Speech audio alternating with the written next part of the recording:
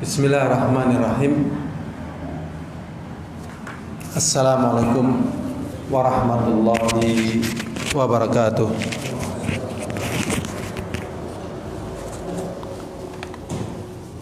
Innal hamdalillah nahmaduhu wa nasta'inuhu wa nastaghfiruh wa na'udzu billahi min syururi anfusina wa min sayyiati a'malina. May yahdihillahu fala mudilla lahu wa may yudlil fala hadiya lahu. Asyhadu an la ilaha illallah wahdahu la syarika lahu wa asyhadu anna Muhammadan abduhu wa rasuluh. Ya ayyuhalladzina amanu taqullaha haqqa tuqatih wa la tamutunna illa wa antum muslimun. Ya ayyuhan nasu taqu rabbakumul ladzi khalaqakum min nafsin wahidah wa khalaqa minha zawjaha wa batha minhuma rijalan katsiran wa nisaa'a wattaqullaha alladzi tasaaluna bihi wal arham innallaha kana 'alaikum raqiba. Ya ayyuhalladzina amanu taqullaha wa qulu qalan sadida yuslih lakum a'malakum wa yaghfir lakum dhunubakum wa may yuti'illaha wa rasulahu faqad faza fawzan 'azima. Amma ba'd, fa inna asdaqal hadithi kitabullah wa khairal hadi hadi Muhammadin sallallahu alaihi wasallam wa syarrul umuri muhdatsatuha fa inna kulla muhdatsatin bid'ah wa kulla bid'atin dhalalah wa kulla dhalalatin finnar. A'adzanallahu wa iyyakum minan nar. Al-hadir rahimani wa rahimakumullah. Saya teringat tentang satu hadis yang diriwayatkan oleh Abdullah bin Umar. Beliau mengatakan, Rasulullah sallallahu alaihi wasallam mengatakan, "Idza marru bi riyadil jannah farda'u." Qalu, "Wa ma riyadul jannah ya Rasulullah?" Hilaqudz dzikr. Rasulullah sallallahu alaihi wasallam mengatakan, apabila kalian melewati taman dari taman surga, maka sempatkanlah kalian untuk singgah sebentar. Kemudian para sahabat bertanya, "Wa ma riyadul jannah ya Rasulullah?" Apakah taman-taman surga itu wahai Rasulullah? Rasulullah sallallahu alaihi wasallam mengatakan hilaqudz dzikr, yaitu majelis-majelis yang di situ diingatkan tentang Al-Qur'an, tentang hadis, tentang keimanan, tentang ketakwaan, tentang penjagaan terhadap agama ini, tentang istiqamah, tentang husnul khatimah. Ini adalah taman dari taman-taman surga. Dan sesungguhnya kata Ibnu Taimiyah rahimahullah ta'ala, orang yang berbahagia itu adalah orang yang berbahagia di dunia. Jadi orang yang berbahagia di akhirat adalah orang yang berbahagia di dunia. Karena sesungguhnya kebahagiaan manusia di dunia tatkala dia mendapatkan kejelasan kepada siapa dia mengadu, kepada siapa dia memohon, siapa yang mengabulkan permohonannya, siapa yang menolong dirinya. Dalam keyakinan semacam itu,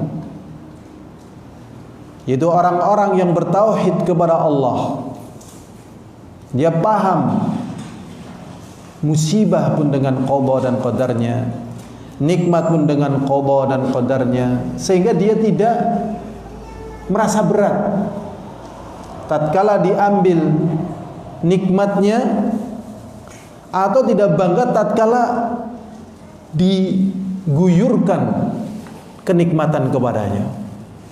Ini berbeda dengan orang yang tidak mengetahui tauhid. Tatkala nikmatnya ditambah fayaqulu rabbi akraman, dia mengatakan Allah telah memuliakan aku. Tetapi kalau dikurangi nikmatnya fayaqulu rabbi ahanan, Allah telah menghinakan aku. Nah, ini menunjukkan bahwasanya tatkala manusia memiliki ilmu, maka ilmu itu yang akan menjaga dirinya. Dan tatkala manusia tidak memiliki ilmu, berapa banyak manusia lari dari perkara yang dia takutkan karena akan menyengsarakan hidupnya di dunia dan di akhirat, justru dia mendekat kepada perkara yang dia takutkan tersebut. Tatkala dia melihat orang yang lari dari petaka dunia, kesengsaraan dunia, dan meraih kebahagiaan dunia untuk mendapatkan kebahagiaan akhirat, dia melihat dia lari dari kebahagiaan dunia dan menuju nerakanya dunia. Nah, ini terjadi kekeliruan. Dan kekeliruan ini tidak ada jalan kecuali memang belajar. Sampai pun Rasulnya Allah Subhanahu wa ta'ala katakan, ma kunta tadri mal kitab walal iman walakin jalnahu nuran nahdi bihi man nasha'u min ibadina wa innaka latahdi ila siratim mustaqim. Allah mengatakan, ma kunta tadri, wahai Nabi, tadinya kamu juga nggak tahu. Ma kunta tadri, kamu nggak tahu.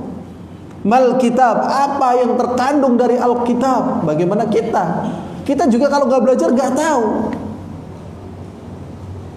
Walal iman, dan tentang keimanan tatkala kita tidak belajar juga tidak tahu. Sama. Jadi diketahui itu memang dengan belajar. Walakin jalnahu nuran nahdi bihi man nasya. Akan tetapi kami jadikan ilmu itu sebagai cahaya, dan ilmu itu memang cahaya untuk bisa melihat mana yang halal, mana yang haram, mana yang tauhid, mana yang syirik, mana yang sunnah, mana yang bid'ah. Apalagi di masa kebebasan menulis, kebebasan berekspresi, kebebasan berpendapat, kalau tidak memiliki kekokohan ilmu, ya Allah ya Rabbi, dengan apa dia menyelamatkan diri? Dengan apa dia membahagiakan dirinya? Walakin jalnahu nuran nahdi bihi man nasha'u min ibadina innaka latahdi ila siratim mustaqim. Dan sesungguhnya engkau, wahai Nabi, menunjukkan jalan yang lurus. Dan ada satu hal yang kadang manusia itu nggak kontrol. Misal kita punya mobil, motor juga boleh, sepeda juga boleh. Cuman kita contohkan mobil. Misalnya beli baru, kita pakai terus. Sebulan kita pakai, kita nggak kontrol air radiatornya. Coba bayangkan. Pas jarak jauh, air radiatornya habis. Apa yang terjadi? Sepeda juga, semuanya. Ya, bahkan rumah kita, kalau kita nggak bersihin, kita tidak kontrol, apa yang terjadi? Badan kita, kalau kita nggak kontrol, apa yang terjadi pada badan kita? Badan kita coba, mungkin kolesterolnya naik, darah tingginya naik, kalau nggak kontrol. Dan ada satu perkara yang ini sudah kondisinya sulit, tapi jarang dikontrol. Di dalam hadis Abdullah bin Abbas, beliau meriwayatkan dari hadis Rasulullah SAW, inna syirka akhfa min dhabibatin namlatis sauda ala hajaris sauda fi dhulumatil lailah. Sesungguhnya kesyirikan itu lebih samar ketimbang mlakune semut ireng nang watu ireng nang wayah bengi. Pernahkah kita melihat semut? Pernah apa belum? Sikile pira mlakune kepriwe. Itu awan-awan kita pun yang kita lihat semutnya, bukan kakinya. Dan kita kadang nggak bisa membedakan antara semut kurus dengan semut gemuk. Jadi semut pun ada yang kurus, ada yang gemuk. Kalau semut yang bebuan, kalau ada temennya nyari makan dia di atas makanan itu biasanya gemuk. Tapi semut yang rajin, prihatin, kurus itu. Jadi semut pun ada yang gemuk, ada yang kurus gitu ya. Nah ini semut, apalagi manusia.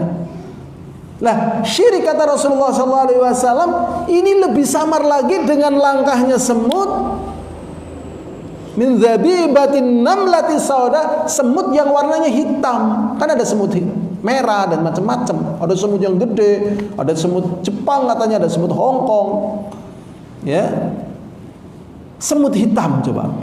Langkahnya semut hitam di kegelapan malam di batu yang hitam. Sehingga Syekh Albani ya, sebenarnya di dalam hadis Rasulullah juga masih ada lanjutannya. Sehingga Syekh Albani mengatakan betapa manusia itu sering melakukan perbuatan syirik tapi nggak nyadar. Nggak nyadar. Syirik nggak nyadar. Cocok karo impen. Udane deres. Kie mobilku ngerecekeni banget. Gawe omah mobil kie. Bayar sekolah mobil kie. Gemian kowe nek ora tamat S1, kowe dadi apa? Nah, nek ora ana kowe aku wis mati mo. Dan kata-kata yang sangat banyak sekali. Maka apa yang terjadi pada Qarun? Jadi ceritane Qarun kowe gemen janjane ya wong sengsara, Qarun ya. Nang Indonesia diarani karun. Sebenarnya harta karun. Padahal harta temuan itu bukan namanya harta karun. Ada rikaz. Ya, rikaz. Ada lukotoh, ada ya rikaz ya, barang temuan. Tapi orang kan nyadarnya harta karun. Itu ada bab fikihnya itu. Qarun dulunya ini orang miskin. Datang kepada Nabi Musa alaihissalam. Nabi Musa tolong dongakna aku urip ora kasa temen kayak kie dan seterusnya. Tolong dongakna aku men sugih. Ya. Nyicipi rasanya wong sugih kayak ngapa, ya kan? Nah ini, orang yang belum kaya kadang kemlecer pengen jadi orang kaya. Padahal kalau sudah kaya dening tagihannya ke temen gitu loh. Masya Allah. Kenapa? Kelalen. Ya karyawan wis pada turu, dheweke kita sing mumet gitu kan, Masya Allah. Tapi kan kadang orang yang belum pernah kaya kan kepengin gitu loh, penasaran gitu loh. Makanya jangan terlalu penasaran banget pada perkara yang belum tentu baik bagi kita. Tapi penasaran kita bisa baca kitab, monggo. Penasaran tahajud semalam suntuk, monggo. Penasaran umroh setiap tahun, monggo.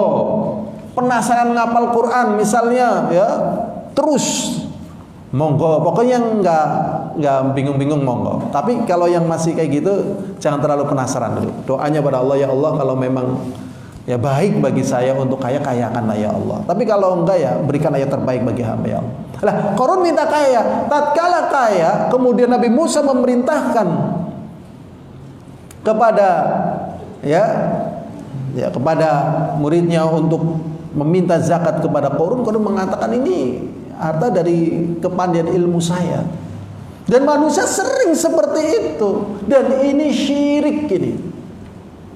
Jadi tidak ada apa yang ada di dunia ini, semuanya dari Allah. Semuanya dari Allah. Jadi kalau orang berpikir mobil itu datangnya dari mana? Dari Allah. Kok bisa? Iya, biji besi dan sebagainya, pasir besi itu dari mana? Dari Allah. Kemudian Allah memberikan kemampuan dia untuk merangkai dan ini dan itu dari mana? Dari Allah. Ya, ada sinyal, ada ini, semuanya dari Allah. Memang Allah sudah adakan. Dan pada keadaan tertentu Allah SWT tidak berikan kemampuan kepada manusia untuk melakukannya. Ya, udah hebat ini, hebat itu, hebat ini, hebat itu, dah ditantang. Coba bikin satu nyamuk yang kecil gitu. Kira-kira bisa apa tidak? Tidak bisa. Karena ini bertalian dengan nyawa. Gak bisa. Tolong matahari ditahan aja sebentar aja, sebentar aja. Kita pingin malam lebih lama gitu. Ya, nggak bisa. Tetap matahari terbit dari timur, nanti tenggelam terus begitu. Dihentikan nggak bisa. Inilah perkara-perkara yang penting untuk kita ketahui. Sehingga perkara yang paling dasar yang harus diketahui oleh manusia adalah perkara yang paling bermanfaat bagi manusia, yaitu apa? La ilaha illallah. Dan betapa banyak manusia yang tidak bisa mengartikan kalimat la ilaha illallah dengan baik. Dan betapa banyak manusia yang nggak tahu rukun la ilaha illallah. Rukunnya la ilaha illallah ada berapa nggih? Rukunnya wonten pinten-pinten nggih rukun la ilaha illallah. Kan ada rukunnya sholat, rukunnya haji, rukunnya puasa, syaratnya sholat, gitu, ya kan? Banyak. Rukunnya la ilaha illallah ada 2. Yang pertama isbat, yaitu menetapkan pada kata la ilaha, menetapkan bahwasanya tidak ada sesembahan. Ya, tidak ada sesembahan. Di situ ada kata bihaqqin, yang benar untuk diberikan padanya ibadah illallah, kecuali Allah Subhanahu wa ta'ala. Sehingga tatkala orang musyrikin suruh mengucapkan kalimat la ilaha illallah, mereka berat. Karena mereka paham tatkala mereka mengucapkan kalimat la ilaha illallah, maknanya harus meninggalkan sesembahan dari selain Allah. Padahal dalam keadaan genting, dalam keadaan yang sangat vital, yaitu pamannya Rasulullah sallallahu alaihi wasallam yang telah membela Rasulullah sallallahu alaihi wasallam dan telah mengetahui kebenaran apa yang dibawa oleh Rasulullah sallallahu alaihi wasallam. Tahu benar ini nabi, ini dijaga, dibela. Tetapi tatkala Rasulullah sallallahu alaihi wasallam menjumpai peristiwa ikhtidarnya, ikhtidar itu peristiwa ya kritis, ya, mulai masa-masa kritis, mau terlepasnya ruh dari jasad, ikhtidar, mau ghargharah. Kemudian Rasulullah sallallahu alaihi wasallam mengatakan, ya ammi, wahai paman, qul la ilaha illallah, ucapkan kalimat la ilaha illallah, kalimatan uhajju bika indallah. Wahai paman, ucapkan kalimat la ilallah, yang kata la ilallah ini adalah satu kata yang aku akan bela engkau di sisi Allah.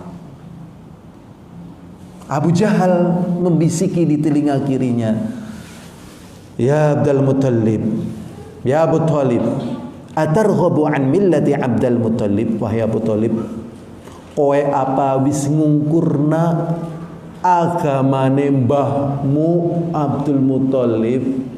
Wis ora butuh, wis klalen karo lanjaran, wis ora nganggep. Tuh. Jadi kata-kata yang demikian ini kadang betul-betul menusuk bagi orang yang sudah mengetahui kebenaran tetapi hatinya belum kokoh. Ih, kowe siki nganggo jenggot ya.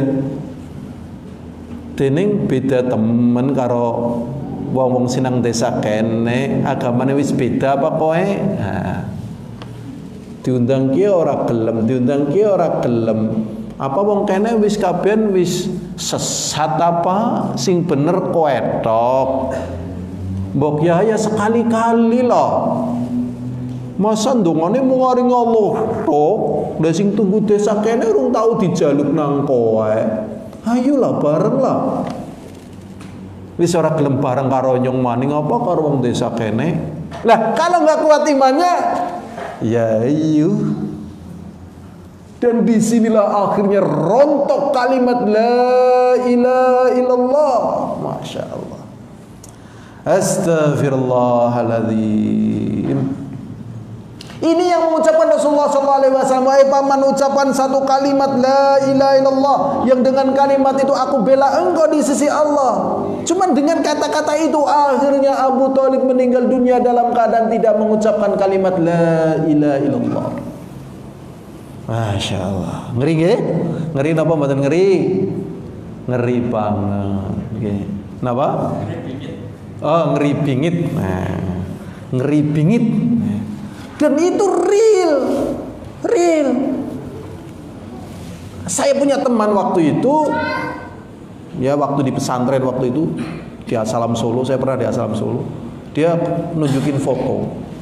Dia dari mana ya, Papua atau dari Papua Nugini atau dari daerah timur sanalah. Dia menunjukkan foto. Nah ini saya tanya, ini siapa ini? Katanya teman dia gitu. Lah ini agamanya apa gitu? Nasoro. Lah terus kamu kayak gini ngapain? Ya kalau dia misalnya ngajak saya jadi Nasoro dan menikahi dia, saya mau. Astagfirullahaladzim. Berarti ini la ilaha illallahnya gagal. Padahal di mana? Pesantren. Nah. Ada lagi yang mengatakan langsung ke saya. Ini katanya ada orang yang mau minjemin uang 100 juta, cuman syaratnya harus jadi Nasoro. Ya kalau saya dapat pinjaman itu ya saya siap jadi Nasoro. Ngeri apa mboten ngeri? Ngeri. Makanya di sini penting memahami hal-hal yang menjadikan kita selamat dunia dan selamat akhirat. Dan di sana ada satu hadis Rasulullah SAW, ya, miftahul jannah la ilaha illallah. Kunci surga adalah la ilaha illallah. Jadi la ilallah ada keutamaannya, ada syarat-syaratnya, juga ada pembatal-pembatalnya. Dan dalam kesempatan kita kali ini insya Allah kita akan membahas syarat-syarat la ilaha illallah. Jadi yang jarang dibahas ini malah syarat la ilaha illallah. Syarat sholat, syarat puasa, syarat wudhu, syarat haji, syarat nikah itu dibahas, syarat jual beli dibahas. Tapi syarat la ilaha illallah ya jarang ini. Padahal ini penting ini. Syarat la ilaha illallah itu ada 7. Ya, syarat la ilaha illallah itu ada berapa? 7. Yang pertama ilmu. Ya. Nanti akan kita bahaslah secara rincinya. Yang pertama harus dengan ilmu. Ini kalau bukan dengan ilmu nggak kanggo. Ya. Ilmu itu ya hukmu dhuhni al-jazimi al-mutabiq lil waqi'. Itu secara definisi di dalam kitab usul fikih. Ilmu itu adalah hukmu dhuhni al-jazimi al-mutabiq lil waqi'. Hukum akal yang kokoh yang mencocoki realita. Itu namanya ilmu. Seperti misalnya api panas. Ya kan, siang terang, malam gelap, batu berat, air dingin, itu namanya apa? Ilmu gitu. Jadi dengan ilmu, dengan pembuktian, dan Allah SWT pun menunjukkan dirinya sebagai ilah yang hak dengan ilmu. Syahidallahu annahu la ilaha Syahidallahu annahu la ilaha illahu wal malaikatu wa ulul ilmi qa'iman bil qisti la ilaha illahu wal azizul hakim.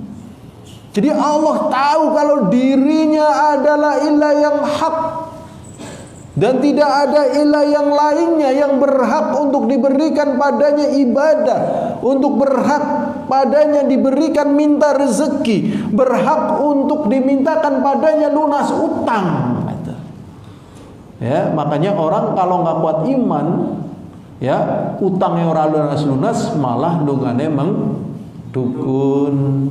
Orang jadi pegawai negeri lungane emang dukun. Orang di bojo lungane emang gunung kawi, gunung macem-macem, jere enteng jodoh, apa?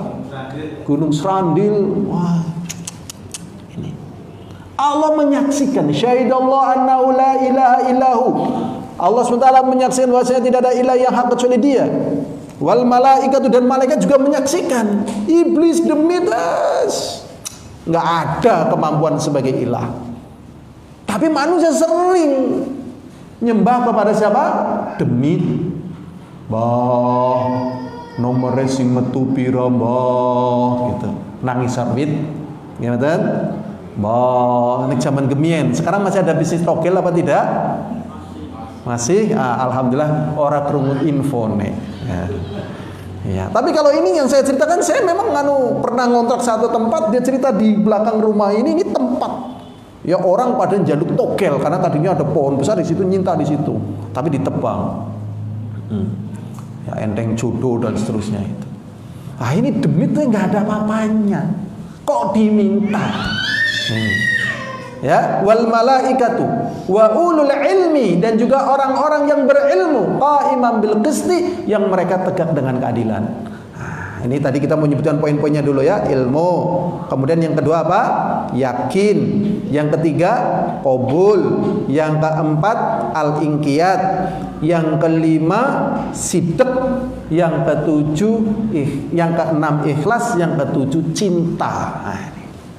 Benapa lapa dereng? Benapa lapa dereng? Dereng. Nek balanku ada berapa? Nah, apal mok. Balonku ada pira apal, naik puncak gunung apal, hafal. Syaratnya Allah kelalen jan ya Allah ya Rabbi. Astagfirullahaladzim. Ini jangan kelalen gitu loh.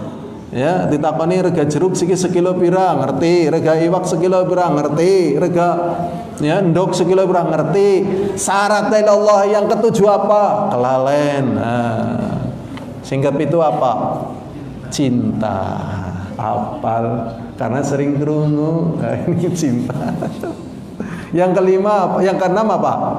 Ikhlas. Yang kelima sidq. Yang keempat inqiyad. Yang ketiga qabul. Yang kedua yakin. Yang pertama ilmu. Apal masya Allah. Alhamdulillah, tanda-tandanya apal diurutkan mburi apal. Nah, niki. Kan kadang wong isine tukang Arab ngoten. Jajal kowe bener-bener apal apa ora? Ngeceke kang mburi. Nah, ini. Ternyata apal, masya Allah. Semoga di samping apal juga diberi kemudahan untuk mengamalkan. Sekarang kita akan pelajari bersama syarat yang pertama adalah ilmu. Ya, syarat yang pertama adalah apa? Ilmu. Allah Subhanahu wa taala mengatakan fa'lam annahu la ilaha illallah fastaghfiru lidzambik. Ya. Allah Subhanahu wa taala mengatakan ilmuilah, ketahuilah sesungguhnya tidak ada ilah yang hak. Jadi Allah pun nggak mau model kayak gelap-gelapan kayak pada manusia, sihir, jimat, nggak mau. Buktikan, ilmui dulu, baik dalilnya secara semuanya lah, secara nukilan atau secara yang kita ketahui, dan itu masya Allah menunjukkan kebenaran Allah SWT sebagai ilah. Ya, ini bahkan Al-Imam Ibnul Qayyim Al-Jauziyah mengatakan apabila manusia yang jenius ya, berarti jenius di atasnya pintar. Dari zaman dulu sampai nanti menjelang hari kiamat, dikumpulkan semuanya, otaknya jadi satu orang, suruh ngungkap satu ayatnya Allah Subhanahu wa taala nggak bakalan bisa terungkap. Luar biasa. Luar biasa, ini benar-benar luar biasa. Jadi manusia melakukan penelitian, yang dilakukan oleh manusia dari penelitian itu dengan sesuatu yang telah ada, nggak nuklir, nggak neutron, dan semuanya pemulihan tanaman ataupun teknologi ataupun apapun, semuanya sudah ada. Bahkan Al-Imam Ibnul Qayyim Al-Jauziyah mengatakan kalau kita teliti pada tubuh kita sendiri, kita akan menunjukkan takjub luar biasa. Tubuh manusia itu luar biasa loh. Sampai saya kadang pernah ingin tanya kepada seorang dokter, ini benar nggak permasalahan kayak gini? Bagaimana tinjauan kamu tentang kedokteran dengan realita yang ada pada tubuh manusia? Kan kadang orang yang bela diri kayak gitu, coba push up-nya pakai jentik dan sebagainya, kan luar biasa coba. Itu baru satu sisi. Belum coba yang ngecat rambut kita siapa? Rambutmu tukule putih ya, gerumur semene ya. Kita sudah pernah bilang, pitik, kowe ngger ngendok. Ya, ngger ngendok loh. Pitik kan ngendok. Endokmu aja jagongi. Ngger dijagongi pecah. Tapi ngger kowe ora gelem nang kono, ndukmu ora netes. Akhirnya pitik bar ngendok, ora jagong, ora ngadeg, tengah-tengah. Kowe waktune selikur dina ya, enggak pernah ada yang ngajarin. Ini yang namanya tarbiyah amah. Ini yang sering disebut dengan hukum positif. Jadi hukum positif ya hanya sekedar positif aja. Jadi semuanya tahu pada perkara yang demikian ini. Dan Allah tunjukkan, makanya Allah Subhanahu wa taala mengatakan alhamdulillahi rabbil alamin. Segala puji bagi Allah yang telah mengatur semuanya ini. Memang Allah yang mengatur. Makanya ada tarbiyah amah, ada tarbiyah khosoh. Tarbiyah amah ya contohnya kayak gue ngger adem ya karo jaket, nek keudanan ya gawe omah, nek butuh duit ya ngolet, nek wetenge lapar ya ngolet. Itu sudah tarbiyah amah. Jadi teknologi berkembang, peradaban berkembang itu hanya dengan tarbiyah amah. Itu kayak gitu toh. Nah, Allah Subhanahu wa taala ingin kalian kalau sudah tahu bahwasanya semuanya adalah Allah yang mengadakan, Allah yang menciptakan, Allah yang menjaga, Allah yang mengatur, Allah yang memberi. Mbok ya gitu loh. Nek ngibadah ya ring Allah, nek bersyukur ya ring Allah. Ora usah gembeleng, ora usah kementus gitu loh. Korun, kowe sugih temen kepriwe iki ya nyung ya bisnis. Siapa orang bisnis nyong ini utekku ke jenius ke. Ya Allah, kamu Korun, kalau otak kamu dikasih virus satu sehingga kamu kliyeng ya, kena vertigo ngono kowe golek duit tayeng. Ini manusia sering sombong. Makanya Allah Subhanahu wa taala mengingatkan, ketahuilah sesungguhnya tidak ada ilah yang hak kecuali Allah. Jadi kalau mau beribadah kepada Allah, kalau memohon kepada Allah, kalau mau mengadu kepada Allah, kalau mau sedih kepada Allah. Iya. Dening bojoku nakal temen ya kayak gini ora tau balik. Dongaring Allah, ya Allah, tolonglah hamba-Mu ini ya Allah. Jagalah hati kami ya Allah, yang gundah gulana, yang cemburu, yang khawatir ya Allah. Pulangkanlah suamiku ya Allah. Kayak gitu. Kayak gitu. Jadi mengadunya kepada Allah. Kayak gitu. Nah, ini sudah. Ini syarat yang pertama yaitu apa? Ilmu. Kemudian syarat yang kedua di dalam hadis Utsman bin Affan yang dikeluarkan oleh Imam Muslim, Rasulullah sallallahu alaihi wasallam mengatakan begini, "Mamata wa huwa ya'lam annahu la ilaha illallah." Lanjutan hadisnya apa? Dakhalal jannah. Sing sapa wonge mati lan rikalane wong kuwi arep mati ngerti, yakin, duwe ilmu, duwe pengetahuan, tidak ada sesembahan yang benar kecuali Allah, banjur wong kuwi mati, matinya kemana? Surga gitu. Jadi dengan ilmu. Dan ini pengaruhnya luar biasa. Kalau tidak dengan ilmu, ngesuk kowe menggonku ya, arep ana apa sih gampang lah. Dewe sarimi. Ya dulu pernah punya temen, ya pas selesai hari Natalan itu agamanya Kristen. Nanti kalau pas Idul Fitri agamanya Islam. Kristen Islam. Akhirnya mati dalam keadaan Kristen. Ada lagi yang Islam. Kowe dening mriyang ora mari-mari tak tambani gitu. Akhirnya tapi kowe mlebu Kristen, akhirnya mlebu Kristen, mati. Masuk Kristen, padahal pas sakit itu sudah masuk Kristen. Masya Allah. Ini karena dia tidak mengilmui la ilaha illallah. La ilallah kuwi siapa yang bu, konsekuensi apa yang bu, manfaatnya apa yang bu. Wong jere wong pada ngomong la ilallah, aku ya melu ngomong la ilaha illallah. Ini berarti tidak memiliki ilmu.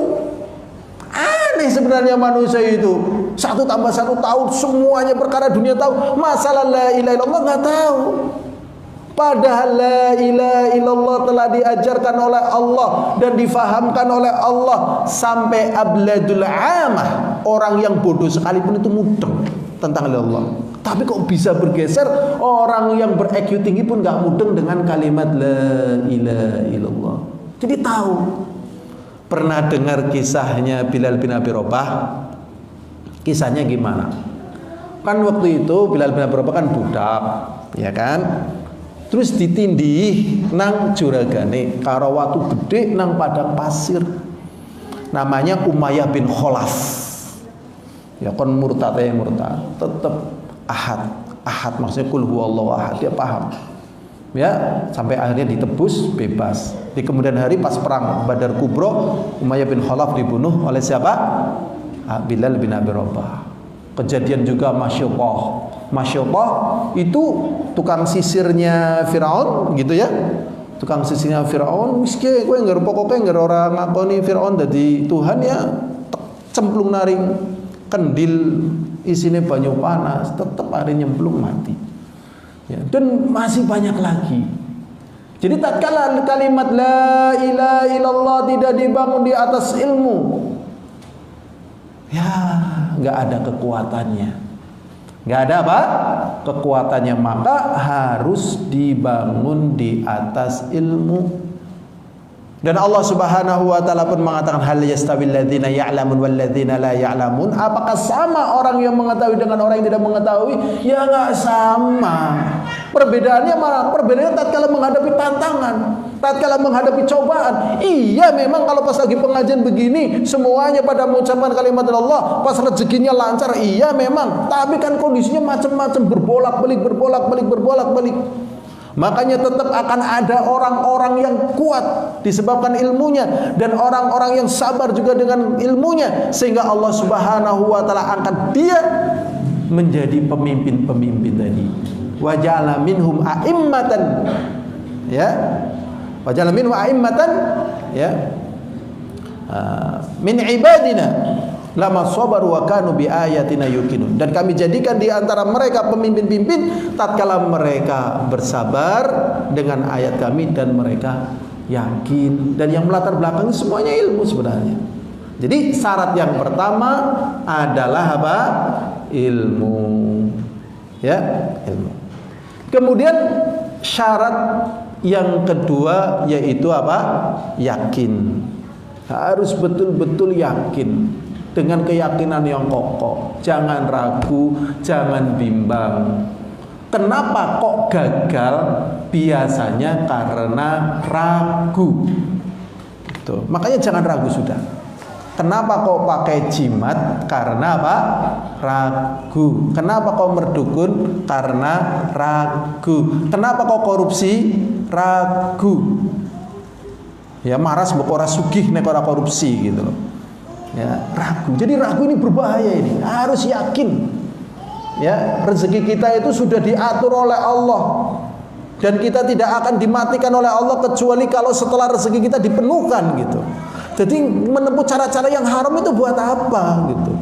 Tapi syaitan sering membisiki kesempatan, ayo kesempatan, peluang. Ya, peluang gitu. Nah, ini makanya harus yakin.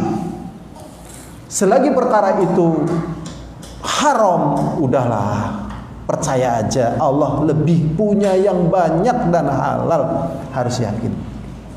Makanya di sini tatkala Rasulullah SAW ditanya bagaimana sesungguhnya keimanan itu, dijawab oleh Allah di dalam surat Al-Hujurat ayat 15. Allah mengatakan innamal mu'minuna alladzina amanu billahi wa rasulihi thumma lam yartabu wajahadu bi amwalim wa anfusihim fi sabilillah faulaika humus shadiqun. Allah Subhanahu wa taala mengatakan yang namanya orang beriman itu innamal mu'minuna alladzina amanu billah adalah orang-orang yang beriman kepada Allah. Jadi yang orang yang beriman kepada Allah wa rasulihi dan rasulnya, tetapi apa? Tsumma lam yartabu, kemudian tidak ragu. Kalau ragu ya imannya rusak. Kalau kita imannya sudah betul-betul atau masih ragu ya? Kalau kita loh, Nah, ini kalau kita imannya sudah betul-betul atau masih ragu nih Muhammad, kira-kira Muhammad? Ya semoga betul-betul ya. Jangan sampai ragu. Tapi kalau kita diuji kayak para sahabat, kayaknya ya Allah, kita jangan diuji lah kayak sahabat lah ya. Iman kita lemah. Walaupun kita ragu tapi iman kita lemah. Ya, kalau nggak percaya nih, ya. Wahai saudara-saudaraku, ya, ini ada kewajiban buat kalian untuk menolong agama Allah. Seadanya uang kalian berapa? Adanya 100.000 ya 100.000.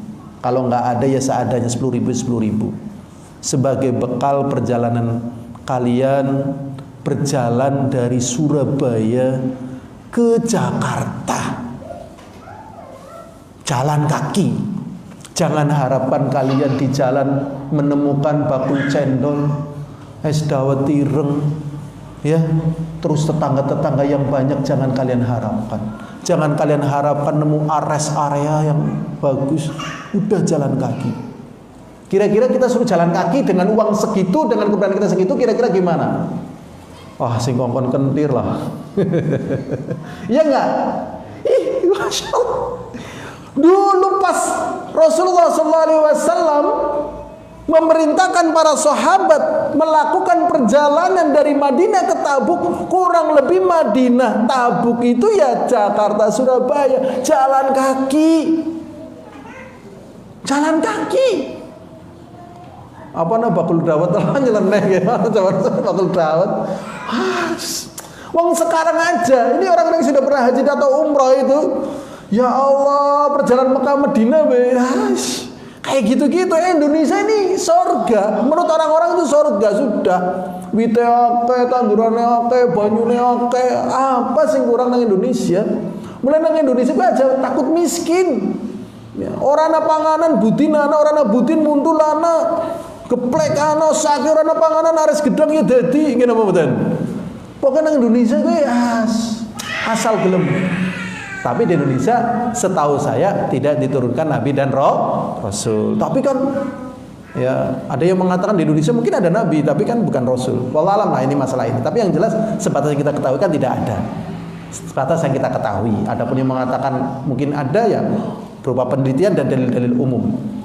Ini dari ya Madinah ke Tabuk. Tabuk itu wilayah terdekat dengan wilayah terdekat dengan Italia. Jadi masuk wilayah Syam. Jadi ceritanya kan gini, Heraklius itu dengar di Madinah itu ada dakwahnya Nabi Muhammad SAW.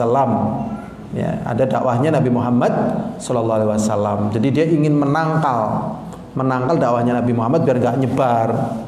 Nah, Rasulullah juga tahu daripada Heraklius masuk ke wilayahnya, lebih baik Rasulullah SAW ngirim pasukan ke Tabuk. Nah, ini Masya Allah 6 bulan perjalanan PP waktu itu. Dan kisahnya panjang. Tapi yang jelas ini membutuhkan keyakinan yang kuat, belum lagi hal-hal yang lainnya. Makanya kita mohon kepada Allah diuji yang ringan. Dan secara umum ujian kita secara umum dibandingkan mereka itu ya masih ringan sekali. Jadi kalau misal bukan nyinggung. Kadang kan biasanya istri kan sering ngedumel ya, nanti duitnya kurang gitu ya. Nah, ya semoga Allah kuatkan imannya karena mereka memikir butuh. Tapi kalau dikembalikan kepada apa yang terjadi pada sahabat, kita nggak ada apa-apanya. Ya. Ini membutuhkan keyakinan. Tidak ragu. Tsumma lam yartabu, kemudian dia tidak ragu, wajahadu bi amwalim, dan berjihad dengan harta mereka, wa anfusihim, dan juga dengan diri mereka, fi sabilillah, jalan Allah. Ulaika humus shadiqun, mereka itu adalah orang-orang yang jujur.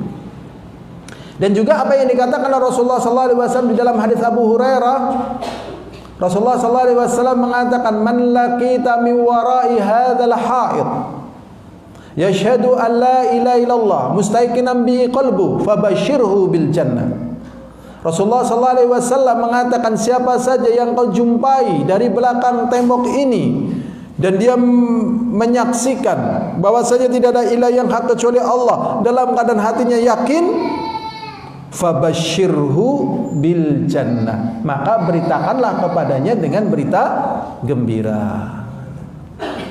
Maka beritakanlah kepadanya dengan berita gembira. Ini syarat yang kedua, yaitu apa? Yakin.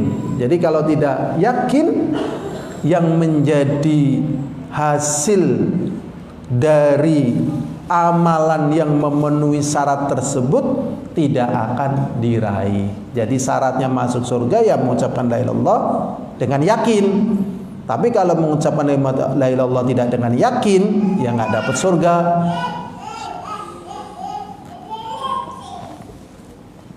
Berikutnya hadirin azani wa azakumullah. Syarat yang ketiga adalah qabul. Qabul artinya apa? Menerima. Jadi memang harus menerima, ya. Allah Subhanahu wa taala mengkisahkan tentang orang yang tidak mau qabul terhadap kalimat la ilaha illallah.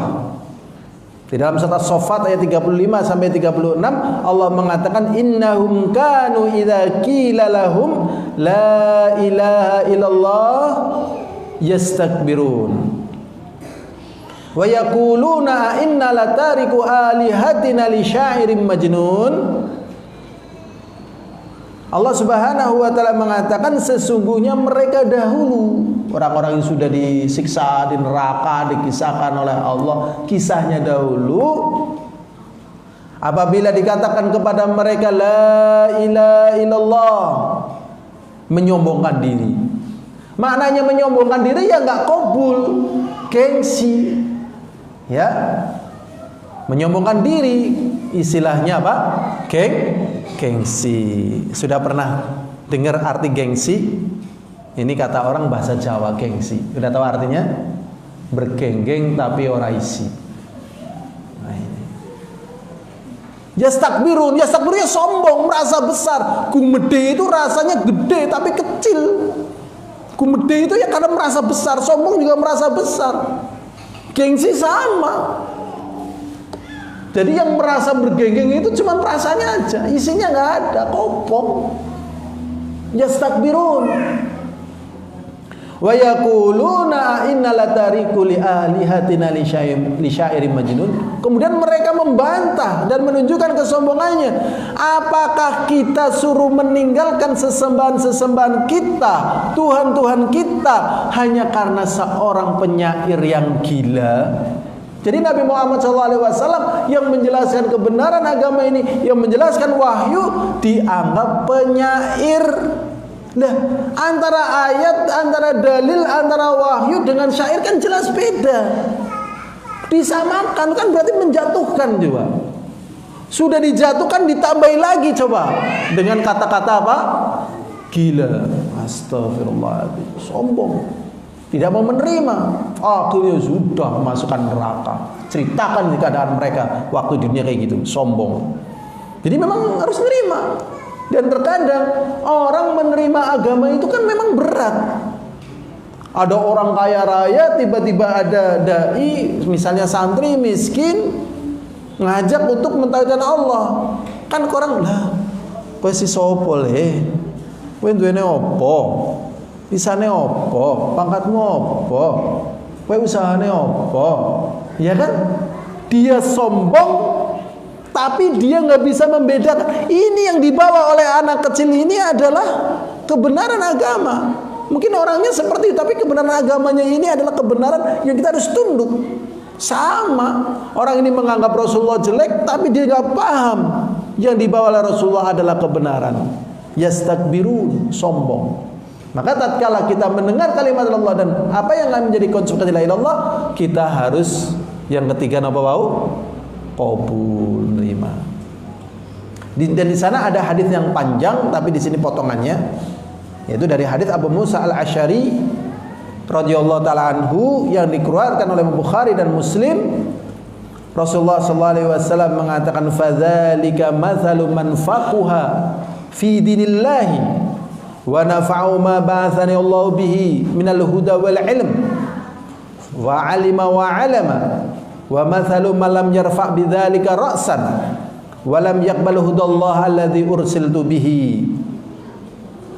Jadi Rasulullah sallallahu alaihi wasallam di hadis yang dipotong di sini ya menjelaskan tentang apa yang dibawa Rasulullah itu seperti air hujan. Lah, manusia itu diibaratkan tanah.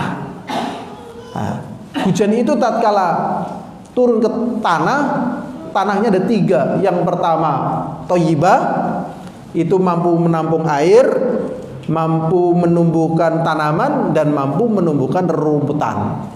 Ya, jadi mampu menampung air, airnya tertampung, tidak langsung habis, ya, tapi juga bisa menumbuhkan tanaman dan rerumputan. Ini yang pertama. Ini orang fakih ini, fuqaha dan juga hafidh. Terus yang kedua, ya, ajadib. Ajadib ini adalah tipe tanah tatkala tertimpa air mampu menampung air. Mampu menampung air. Sehingga kalau ada orang butuh minum di situ ada, mengairi bisa, tapi tidak menumbuhkan tanaman karena tanah di situ gersang. Mungkin kayak danau-danau dan sebagainya, ya. Ada airnya tapi tanahnya gersang, nggak menumbuhkan. Ini kata Ibnu Qayyim al-Jauziyah diibaratkan seperti para hufal, para penghafal. Dia tidak bisa beristidlal, tapi kalau ditanya dalilnya ini bagaimana, dia keluarkan. Ini dalam di sini nomor sekian berapa, bagaimana bunyinya, dia keluarkan. Dia mampu menampung. Tapi untuk istidlal dia tidak mampu. Karena untuk istidlal dia orang-orang yang tadi fakih ini. Kemudian contoh yang ketiga ini yang disebutkan dalam baris ini. Yang dikasih ilmu yang nggak mau, datang ya hilang, habis dan sebagainya, nggak peduli gitu. Berarti orang ini tidak qabul. Orang ini tidak apa? Qabul. Jadi hati-hati sekali memang hidup di dunia ini. Harus pandai-pandai di samping berdoa juga memperhatikan perbedaan. Karena di dalam pembahasan pembatal keislaman yang ke-10 diantaranya adalah al-i'rad an dinillah, yaitu berpaling dari agama Allah. Ya, jadi kalau orang nggak mau ngaji, nggak mau mengamalkan ilmu, nggak perhatian dengan ilmu, ini penyebab Islamnya apa? Batal. Maksudnya nggak ngaji ini ya pada pokok-pokok agama. Ya, nggak belajar tauhid, nggak belajar akidah, ini memang harus dipelajari. Ini yang ketiga, yaitu apa? Qabul. Kemudian yang keempat, al-inqiyad, berusaha mengamalkan. Ya, al-inqiyad ini sering digambarkan ya kayak orang sedang berjuang gitu ya, sudah naik, sudah sampai atas, pelorot lagi, berusaha naik lagi, kepelorot lagi gitu. Kalau zaman dulu disilakan dengan naik pucang ya. Sudah pernah dengar pucang? Nah, ya kan pohon pucang itu pohon jambe itu dikasih oli, dikasih tir, dikasih apa ya kan? Suruh lomba naik. Ya karena licin jatuh lagi. Demikian juga tatkala kita mengamalkan agama Allah harus inqiyad. Gagal bangkit lagi, gagal terus begitu. Tobat melakukan maksiat lagi, tobat lagi, tobat terus begitu. Ya, berusaha apa? Mengamalkan inqiyad dan juga berusaha taslim. Allah Subhanahu wa taala mengatakan di dalam surat Luqman ayat 22, Allah mengatakan wa may yuslim wajhahu ilallah wa huwa muhsinun faqad istamsaka bil urwatil wuthqa. Allah mengatakan barang siapa yang menundukkan dirinya, ya, maksudnya di sini adalah inqiyad, berusaha mengamalkan kepada Allah, wa huwa muhsin, dan dia berbuat baik, faqad istamsaka bil urwatil wuthqa, maka sungguh dia berpegang teguh dengan tali yang sangat kuat, yaitu apa? La ilaha illallah. Jadi kalau kita berpegang teguh dengan la ilaha illallah harus tahan banting. Kalau nggak tahan banting bisa meninggalkan la ilaha illallah. Ya, saya teringat tentang guru saya, Nasoro dia, ya, wali kelas dan Nasoro waktu SD. Dia cerita, jadi mbahnya itu, ya, mbahnya itu Muslim bahkan haji, gitu. Mbahnya itu atau bapaknya itu haji, ya, ya, Muslim bahkan haji. cuman istrinya banyak. Istrinya apa? Banyak. Karena istrinya banyak, di antara istri ini kemudian akhirnya milih keluar dari Islam. Lah, lahirlah dia karena sakit hati. Jadi kenapa dia masuk ke Kristen? Karena apa? Sakit hati. Berarti di sini tidak tahan banting. Jadi mau harus tahan banting.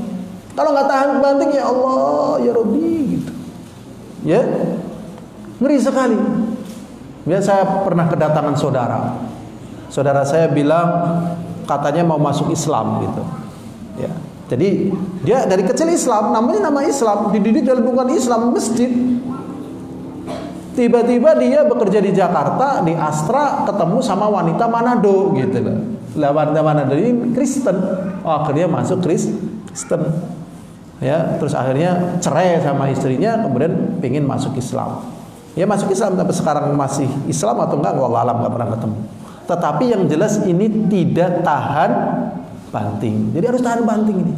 Ingkiat nih. Ya, dan orang untuk dimurtadkan itu sesuai dengan kondisinya. Kalau yang sakit berarti dengan obat. Ya, kalau yang aktivis, ganteng, pinter, belum nikah, dengan apa? Perempuan. Saya pernah ngisi di Semarang. Ya, teman yang undang saya di Semarang itu cerita di dalam mobil. Jadi karena dia cerdas, pinter dan sebagainya, ya dia cerita. Ada wanita pertama cantik, pinter, tinggi, punya rumah, punya mobil, pakai jilbab besar warna hitam. Cuman belum pakai apa? Cadar. Kira-kira agamanya apa ini? Cantik, pinter, S2, pakai jubah besar warna hitam, cuman belum pakai cadar. Ini agamanya apa kira-kira ini? Ternyata Kristen. Ya Allah, ya Rabbi. Dia menawarkan, kalau kamu mau sama aku, kasih mobil, kasih rumah, dan kamu gak harus masuk ikut agama saya. Gak harus. Masya Allah. Tertarik? Tertarik apa gak tertarik ini? Mengerikan kan? Mengerikan. Ya Allah. Ya. Nah, akhirnya dia tetap gak mau. Dan ternyata di lain pihak ada yang mau. Ya, udah jadi istrinya dapat rumah, dapat mobil dan seterusnya, nganter kayak gitu. Ya karena sering nganter dan sebagainya, kadang istrinya juga ngomong, jenengan gimana sih, nggak ada pengertian, saya masa ke gereja kamu mau ikut. Akhirnya makut, akhirnya sudah murtad. Ini makanya harus apa? Tahan banting, aling giat berusaha mengamalkan, jatuh terus begitu. Sebelum sampai ke surga terus berusaha.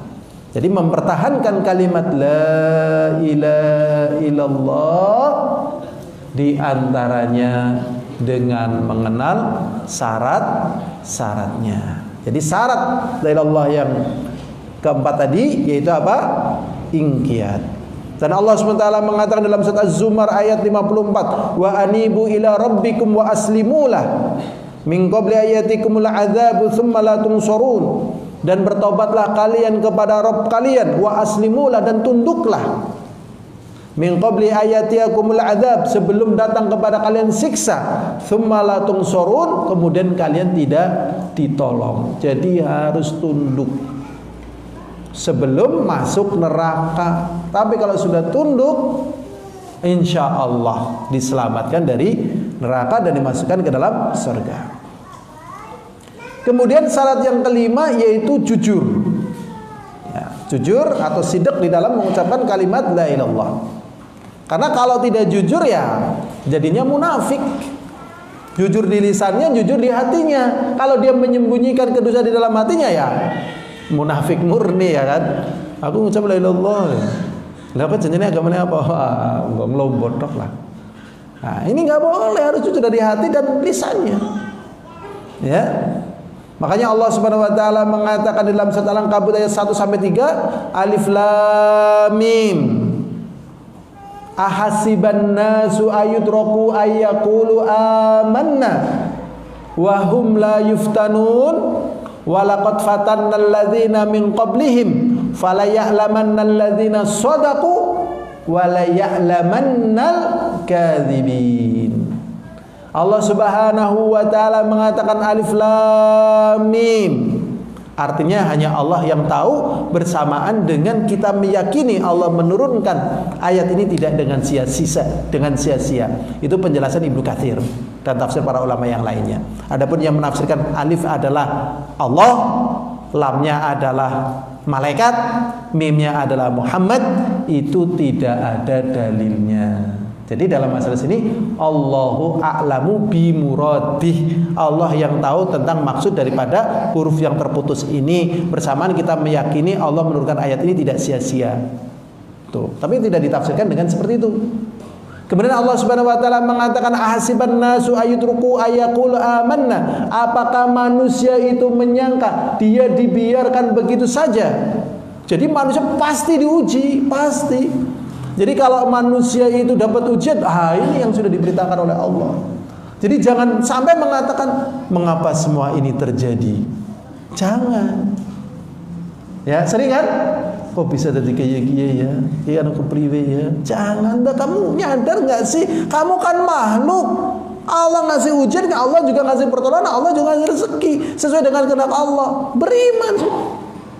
Tapi kadang kan sulit menerima kenyataan, ya. Sulit apa gampang? Sulit. Berat loh. Ya, sekeluarga mati kabeh kecuali dheweke, coba. Berat apa enteng? Berat. Ada itu orang di daerah Buntu ke barat, ya waktu itu kan mobilnya lewat. Ya, di atas rel tiba-tiba sepur lewat. Satu mobil mati semua kecuali dia hidup. Akhirnya dia nggak kuat juga. Akhirnya meninggal dunia. Berat itu. Saya juga pernah punya teman, seluruh keluarganya meninggal karena tsunami, dia hidup waktu itu bareng sama saya waktu di Yaman. Berat ini. Udahlah, beriman kepada Allah. Ini ujian sudah, sabar ya. Dan terkadang ini memang kita juga berharap ya, para suami ini rajin ngerewangi istrinya gitu loh. Istrinya kan biasanya kesel gitu. Kalau kesel emosinya tinggi. Kalau emosinya tinggi, ngomong ngaring anak itu walah sekenyo-kenyo ya ngomong. Itu karena capek gitu. Capek direwangi lah, dipijetin dan sebagainya. Malah kadang sudah capek, sudah tambah tua, pikirannya banyak, malah mengatakan kok tak seindah dulu. Ya Allah, Pak jenengan ngutek atau mikir ki janjane Pak? Ya, beda wis. Kok tak seindah dulu, ya Allah. Memang kayak gini rumah tangga ya, kayak gini-gini. Astagfirullahaladzim, direwangi gitu. Karena kalau sudah marah itu ngomongnya udah macam-macam itu. Ya kesel sih ya, kesel dan sebagainya. Sabar. Nah, Allah Subhanahu wa taala mengatakan ahasiban nasu ayatruku ayaqulu amanna. Apakah manusia menyangka dia dibiarkan begitu saja mengucapkan amin beriman, kemudian belum diuji? Mesti dapat ujian. Walaqad fatana alladziina min qablihim. Sungguh Allah telah menguji orang-orang sebelum kita dengan ujian yang luar biasa. Ada yang digergaji kepalanya dari gergaji besi. Ada yang dikubur di liang, dinyalakan api dalam keadaan hidup-hidup. Ada yang dimasukkan ke dalam air yang mendidih. Ada yang ditombak kemaluannya, macam-macam gitu. Ada yang digergaji itu dari besi. Ada yang disisir dari sisir besi, hidup itu sisir besi. Ini model siksaan zaman dulu. Kalau zaman sekarang lebih canggih lagi. Ya, ada yang katanya namanya water pass katanya. Jadi orang yang suruh tiduran kayak gini ini, air diguyur gitu ya. Nanti kalau udah pegak, matikan jret. Ayo kamu mau ngaku apa enggak? Enggak. Lagi kayak ditilem ya. Wah, dan siksaan-siksaan lagi. Masya Allah, ngeri ya. Kita mohon jangan diuji kayak gitulah. Tapi ujian tetap ada. Walaqad fatana alladziina min qablihim, dan juga Allah telah menguji orang-orang sebelum kalian. Fala ya'lamanna alladziina shadaqu, maka Allah akan mengetahui siapakah di antara kalian yang jujur, wala ya'lamannal kadzibin, dan siapa di antara kalian yang pura-pura dusta itu. Ini syarat yang ke tadi apa? 5, yaitu jujur. Adapun syarat yang ke-6 masih ingat? Ikhlas. Ikhlas lahir batin. Wis salah sapuro wis lahir batin iya. Ikhlas syaratnya apa? Murni. Tapi sering orang ikhlas artinya apa? Ridho. Wis ikhlas sapuro wis. Nah, artinya wis ridho, rela gitu. Ya kabeh kudu ikhlas saring Allah, ngibadah ring Allah, ya kan? engkau bengi donga, engkau ya nyembelih pitik dase sok nang perapatan gitu. Dia bilang ikhlas, boleh ini ikhlas atau bukan ikhlas? Bukan, tercampur dengan syirik. Karena ikhlas di sini artinya murni tulus untuk Allah SWT.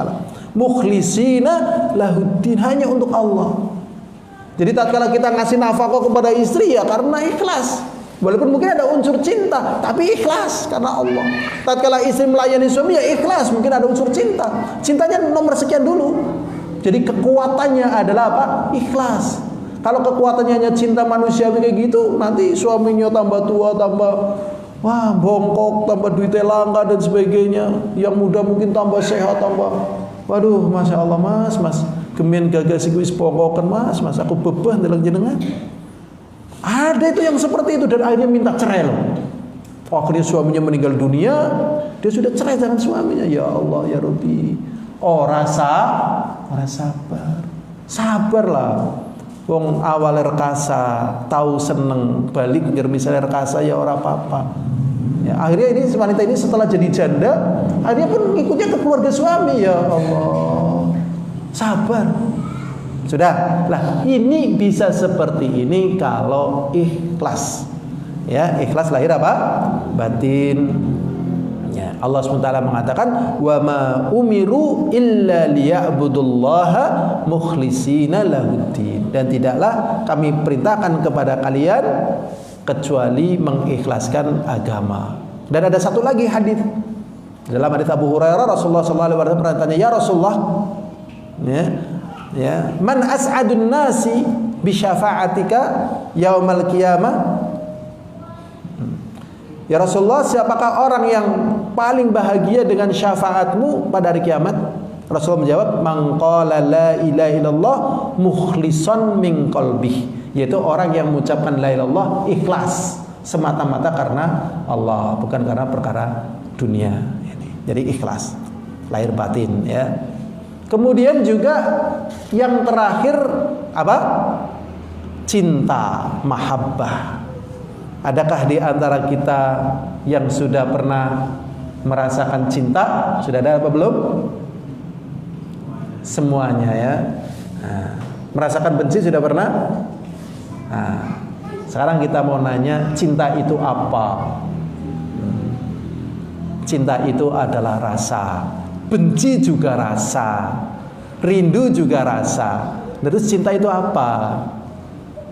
Kata Al-Imam Ibnul Qayyim Al-Jauziyah, semakin mendefinisikan kata cinta, semakin menjauhkan dari cinta itu sendiri. Gitu. Jadi kalau orang ingin mendefinisikan cinta malah nggak ketemu. Dan apa hikmah Allah menciptakan hati? Allah menciptakan hati hanyalah untuk cinta kepada Allah. Masya Allah, ini pelajaran perlu disampaikan sejak PAUD atau lebih bawah lagi dari PAUD. Ya, jadi berapa banyak korban yang terjadi di kalangan pelajar karena katanya gagal move on, bunuh diri dan sebagainya. Kenapa bunuh diri? Diputus. Ya Allah, ini berarti dia gagal tauhid. Ini perlu pelajaran tauhid diajarkan di sekolah-sekolah biar Masya Allah. Makanya zaman sekarang kok muncul istilah CLBK ya? Pernah dengar kata CLBK?